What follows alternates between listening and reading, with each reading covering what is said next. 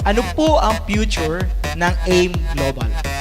Well, malawak yung katanungan yan, pero I will try to make it brief and concise. No?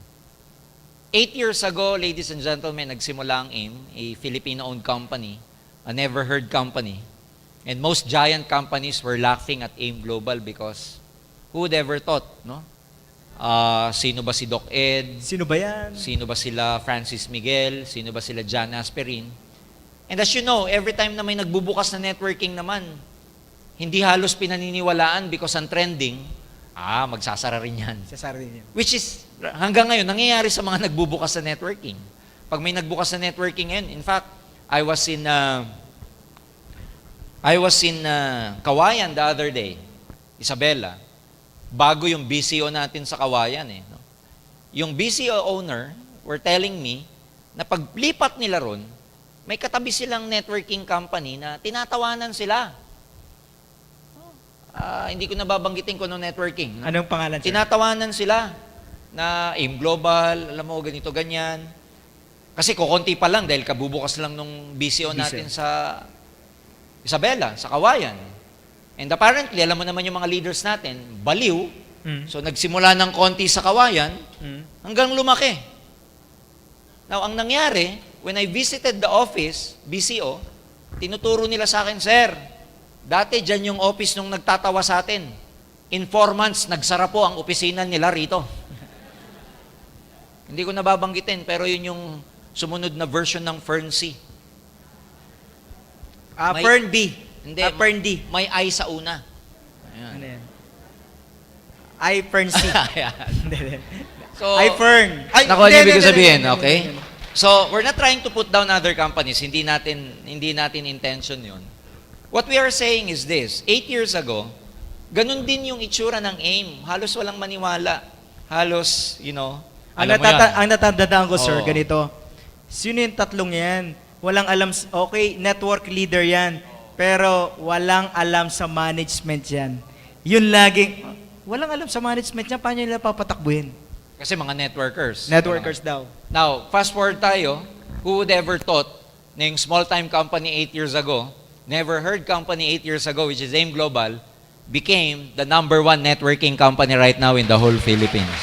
Yes. #1, in terms of sales, ibang klase pong benta natin. Although I'm not in the liberty to tell you our sales. Kasi strategic yung figure na yan. So hindi ako pwedeng mag-divulge.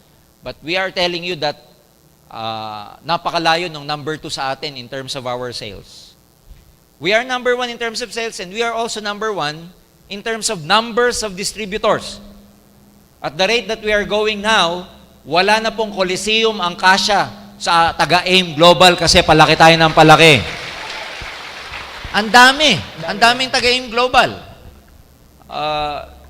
Also, we are #1 in terms of the infrastructure kasi nga, at the rate that we are going right now, the other week, pinag-uusapan na po ng board of directors ng company, ng management, kung ano magiging itsura at saka kailan sisimulan yung building natin because in 2 years, ang gusto natin, tapos na ang headquarters natin sa Ortigas. In 2 years' time. So if you're gonna ask me, what is the future of AIM Global, ladies and gentlemen? Our future is so huge. Our future is so big. Our future is so clear. Because, can you imagine, naging $2 billion peso company tayo with just few products. We're coming up with more and more products. We are focusing on delivering or on developing our leaders.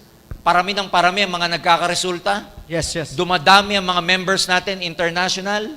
Nagpagawa tayo ng sarili nating manufacturing facility para sa Liven, beverages, and Vida natin. Sa Bulacan. Sooner or later, iba pang manufacturing facility ang ipagagawa natin. Wow. Parami ng parami ang mga infrastructure na piniprepare ng AIM Global na in our record and in our survey, tayo pa lang ang local networking company na magtatayo ng ganyang kalaking building at nagpapatayo ng sariling manufacturing facility. Wow.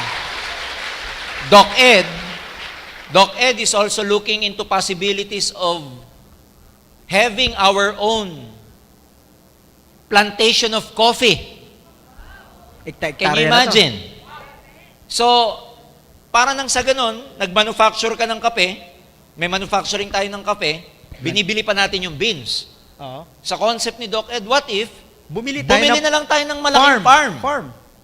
Ang tinitignan niyang farm, syempre, para quality ang beans, hindi sa Pilipinas. Sa abroad pa bibili ng farm para lang sa Sir, wait lang sa coffee. Wait lang Kanina, actually, nung sinasabing bibili ng, farm, ang iniisip ko, sir, Pilipinas, Cavite. Oo. Pero nung sinabi yung bansa, Iba pa kasi Iba pala. iba-iba mga variety ng beans. yes, may Arabica, may... Yeah. So, and can you imagine the concept of the company one day? I'm sure Doc Ed has already told you. Ang expansion natin hindi lang sa marketing side, no? Hindi lang sa networking side. Ang expansion natin nasa production side, Production side. nasa infrastructure side. And I'm also open to tell you right now na may concept si Doc Ed, no, na magkaroon tayo ng live-in cafe. Ano ba tong live-in cafe na to, Roy? Parang Starbucks? Magkakaroon tayo ng, di ba, Starbucks, mataas, high-end. Yes. UCC, Yeah, UCC. Shuttles Best. Below this is Boss Coffee Boss already. Coffee, tapos Coffee Yeah, Bean. mga iba-iba pa. Ang gusto natin, maging affordable sa bawat Pilipino, magtatayo tayo ng live-in cafe. Live-in Cafe. Live-in cafe.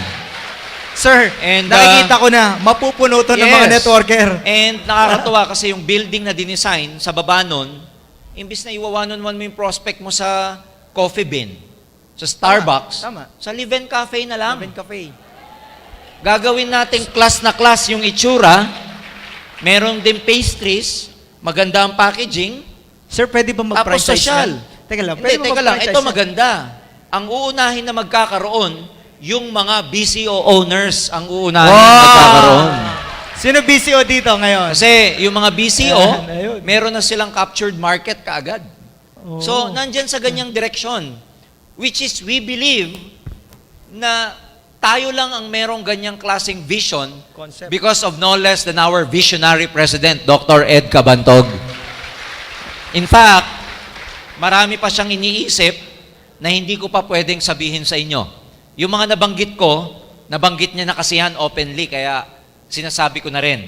Pero marami pa siyang bagay na sinasabi sa loob ng management strategically na hindi pa namin pwedeng i-divulge kasi pagka dinivulge mo, alam nyo naman, ang challenging kasi pag number one ka, Roy, Yes, sir. wala kang tinitignan ahead of you. Yes. Pero pag number one ka, maraming tumitingin sa'yo at gusto kang kopyahin. Kaya ayaw naming ibuhos lahat. Kasi marami dyan, gaya-gaya. Ha? Ginagaya ang AIM Global. Kaya, if the question is, ano po ang future? Isa lang ibibilin ko. Huwag kang bibitiw dito. Yes. Huwag kang bibitiw dito. Pag bumitaw ka at dumaan yung bus mo, sa EDSA, lilingunin mo na lang yung building namin. Sasabihin mo, Yan na member yun. ako dyan dati. Ha? Habang kami kasama ang Global Ambassador, nandun kami sa swimming pool o nasa dry sauna at spa kami ng building natin, nagpapahinga at nag-gym at nagsuswimming sa facilities ng building na yun. Wow. Ha? Kaya mag-ingat kayo na huwag kayong matempt bumitaw. Kasi pag bumitaw ka, wala na rin ang biyaya sa'yo.